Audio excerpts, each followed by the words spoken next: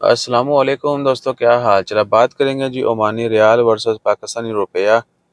तो रियाल ने वापसी का सफ़र शुरू कर दिया, यानी जहां से आया था 35-40 से नीचे आना शुरू हुआ था, अभी 20 हो गया। बैंक मस्कत आज आज 19 जुलाई 2023 और बुध का दिन है।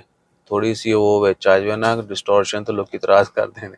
और यकम मुहर्रम भी है, सबको नए इस्लामी साल की मुबारक हो और हमेशा दुआ करें हर आने वाला वक्त जो है सबके लिए अच्छा हो और अल्लाह ताला हर किसी को खुशहाली अता फरमाए, सेहत दे।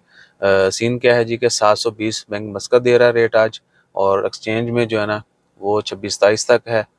तो 5-10 रुपए की जो है ना वो ऊंच नीच चलती रहती है बैंक की और एक्सचेंज की। ठीक है जी।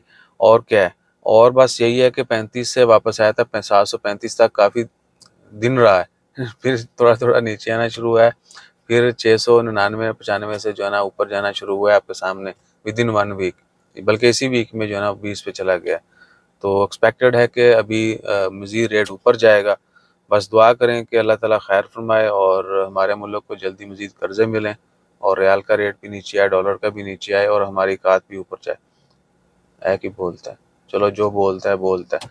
बहरहाल अपना ख्याल रखिएगा।